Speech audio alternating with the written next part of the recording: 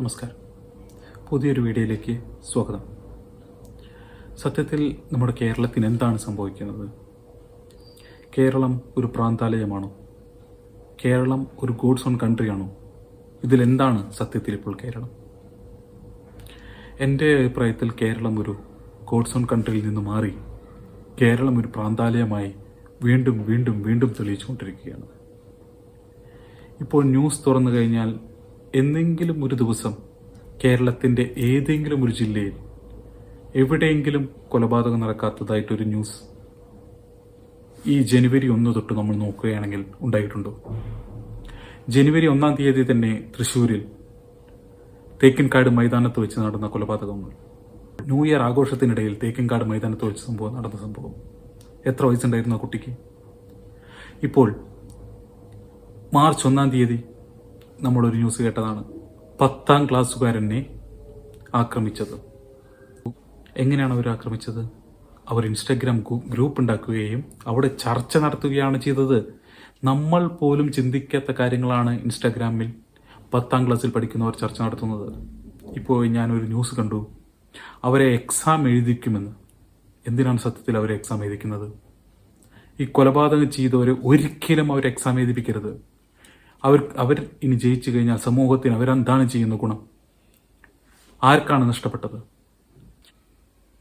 ആ മരണപ്പെട്ട വീട്ടുകാരെ എത്ര നാൾ ഗവൺമെന്റ് സഹായിക്കും? എല്ലാ വർഷവും ഒരു ആദരാഞ്ജലികൾ അർപ്പിക്കൽ മാത്രമാണ് ഇനി ഉണ്ടാകാൻ പോകുന്നത്.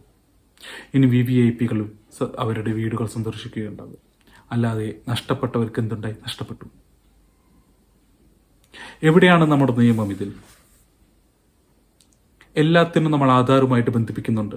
എന്തുകൊണ്ട് ഒരു ഇൻസ്റ്റഗ്രാം അക്കൗണ്ട് തുടങ്ങാനോ ഒരു ഫേസ്ബുക്ക് അക്കൗണ്ട് തുടങ്ങാനോ 18 വയസ്സ് തികയണം എന്നൊരു നിയമം കർശനമായിട്ട് ഈ നമ്മുടെ ഇന്ത്യയിൽ നടക്കുന്നില്ല?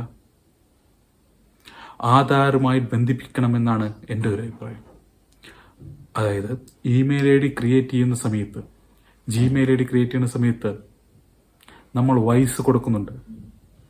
18 വയസ്സ് എന്നുള്ളതാണ് ശരിക്കും ക്രിയേറ്റ് ചെയ്യാൻ വേണ്ടിയിട്ട് വേണ്ടത്. പക്ഷേ നമ്മൾ ഫേക്ക് ആയിട്ടുള്ള ഡേറ്റ് ഓഫ് ബർത്ത് കൊടുക്കുന്നില്ലേ?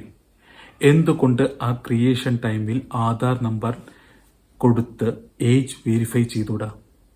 എന്തുകൊണ്ട് അങ്ങനെ ഒരു നിയമം ഗവൺമെന്റ് കൊണ്ടുവരുന്നില്ല? എവിടെയാണ് നമ്മുടെ ഗവൺമെന്റ്?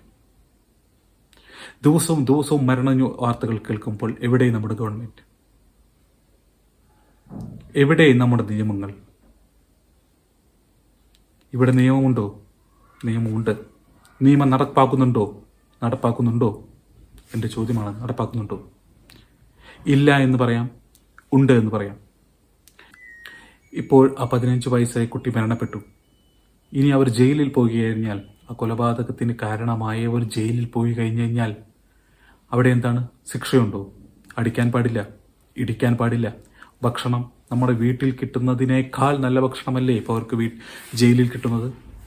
ഞാനൊരു ദിവസം ഒരു വീഡിയോ കാണുകയുണ്ടായി. സഫാരി ചാനലിലെ സന്തോഷ് ജോർജ് കുളങ്ങരയുടെ ഒരു ജയിലിലെ ഭക്ഷണത്തിനെ പറ്റിയിട്ടുള്ളത്.